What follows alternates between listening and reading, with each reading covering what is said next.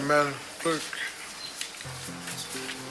Okay, Brian McConnell and Kathy Carter.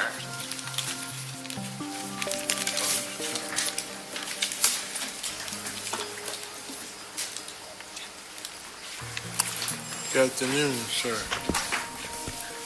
Good afternoon, Mayor Lee, Dr. Patton, council members. I've retitled my talk to you and retitled it The Unholy Dominance of Story A. And last time I addressed you, I discussed an article that I had published on September 13th on medium.com entitled Once Upon a Time, somewhere between Story A and Story B. And in that article, basically I compare Story A as a narrative of separation, whose aspects tend to be complicated, competitive, mechanistic, to that of Story B, that by contrast is a narrative of inner being. It's complex, it's participatory, and it's organic rather than mechanistic. This is a major shift in paradigm that is in the process of taking place. It's being championed by some of the finest minds in our nation, if not the world. It's not getting a lot of play here in Roanoke. What I'm experiencing on the ground is systemic failure across multiple sectors, from socioeconomic to educational to criminal justice. But me, what's my role? I aspire to be a change maker in all of this. I discussed with you a few weeks ago that I had been served a material non-compliance, notice of material non-compliance by the managers of my residence. That took a little over 3 weeks, basically, where I was mobilized legal support from the Legal Aid Society here in Roanoke to address that. Following that, since that time, basically the building has turned into a disaster zone.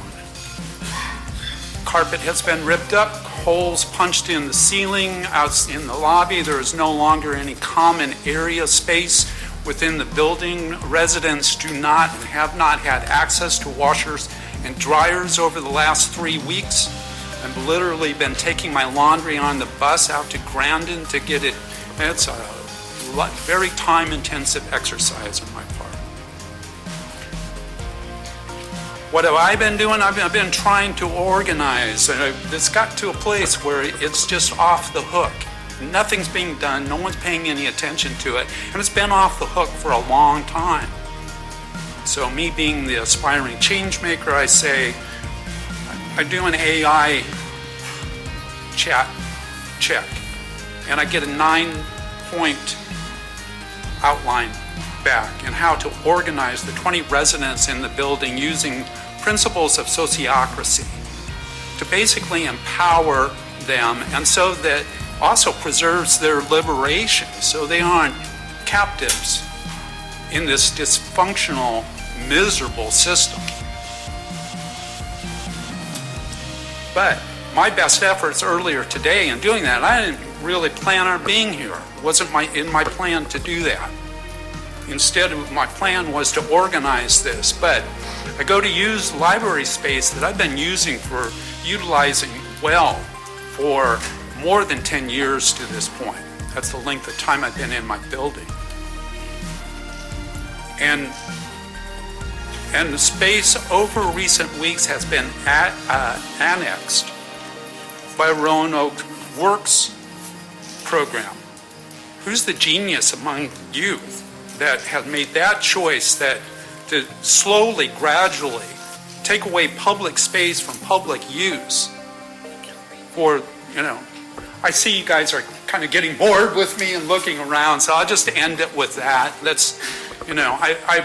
One thing I do appreciate, having the opportunity to address council as freely and readily as I am. That I'm very grateful for. Thanks. Thank you.